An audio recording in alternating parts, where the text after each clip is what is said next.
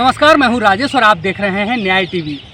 आज supreme court में central Vista project को लेकर बनाए गए नए संसद भवन के ऊपर अशोक स्तंभ को लेकर सुप्रीम कोर्ट ने कहा है कि वह राज्य प्रतीक अधिनियम 2005 का उल्लंघन नहीं करती है। क्या है पूरा मामला और कोर्ट में क्या कुछ सुनवाई हुई, देखिए हमारी ये रिपोर्ट।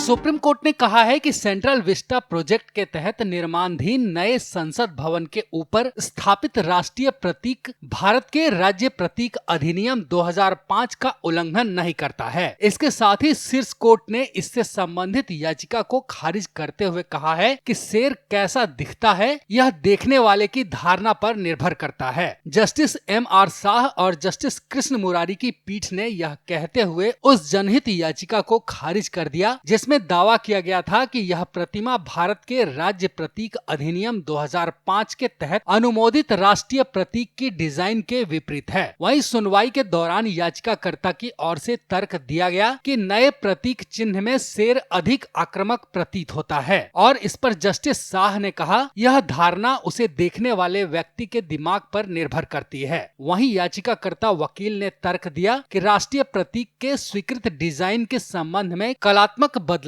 या नयापन नहीं हो सकता है। याचिकाकर्ता ने यह भी तर्क दिया है कि मूर्ति में सत्यमेव जयते का लोगो नहीं है। हालांकि पीठ ने कहा कि अधिनियम का कोई उल्लंघन नहीं है और यह कहते हुए पीठ ने याचिका को खारिज कर दिया। बता दें कि दो एडवोकेट ऑन रिकॉर्ड अल्दानिस रीन और रमेश कुमार मिश्रा द्वारा दायर इस याचिका में कहा गया था कि नया प्रतीक भारत के राज्य प्रतीक अधिनियम के तहत राज्य प्रतीक के विवरण और डिजाइन का उल्लंघन करता है। याचिका में कहा गया था कि संबंधित प्रतीक में शेर क्रूर और आक्रामक प्रतीत होता है और उनके मुंह खुले और कुत्ते दिखाई देते हैं, जबकि इसे अशोक की सरनाथ स्तंभ के शेर के समान होना चाहिए।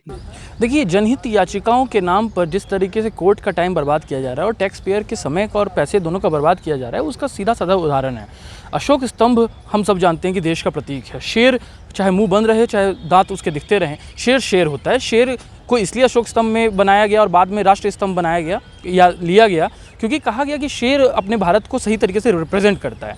अब ये कहना कि दांत दिख रहा है और इसलिए वो अशोक स्तंभ 2005 के हमारे नियम को उल्लंघन करता है, मुझे लगता है कोर्ट ने सही लताड़ मारी और डिसमिस करते हुए ये कहा है कि नहीं, इसे कोई उल्लंघन नहीं है।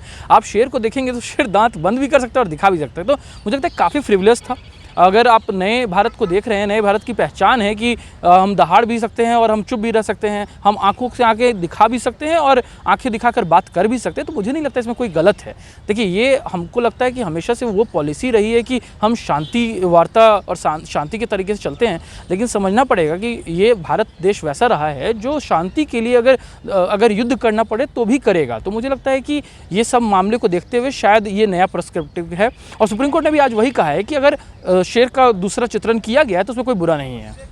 एक ही चीज़ का मल्टीपल व्यू हो सकता है। अगर एक ही चीज़ को आप लिखते हैं या बाइट में दे रहा हूँ या आप बोल रहे हैं कुछ, तो हो सकता है कि मेरे लिए कुछ और मीनिंग हो, आपके लिए कुछ और मीनिंग हो, तीसरे पर्सन के लिए कुछ और मीनिंग हो, लेकिन तात्पर्य क्या निकलता है उस चीज़ का है। अगर शेर का चित्रण किया जाएगा तो माँ शेरावाली का शेर भी हो सकता है, गौतम बुद्ध का भी शेर हो सकता है, अशोक स्तंभ वाला शेर भी हो सकता है। तो मुझे नहीं लगता कि ये petition in the first place यहाँ आनी चाहिए थी और अच्छा हुआ कि डिसमिस करते हुए उस पर कॉस्ट लगा के उसको बोला गया कि आप इस तरह की पिटिशन यहाँ फाइल मत करिए। इसलिए कोर्ट ने कहा है कि वो देखने वाले के ऊपर निर्भर करता है कि आप किस तरीके से शेर को देख रहे हैं। शेर तो वही है।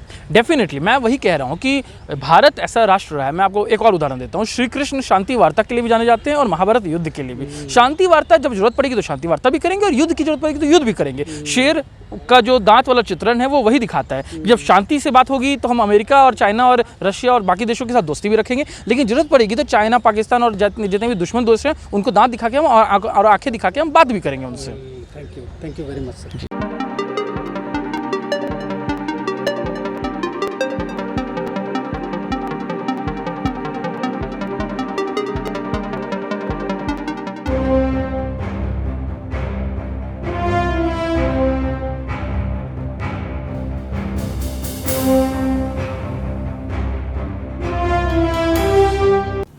देश और दुनिया से जुड़ी खबरों के लिए चैनल को सब्सक्राइब करें, लाइक करें और बेल आइकन प्रेस करना ना भूलें।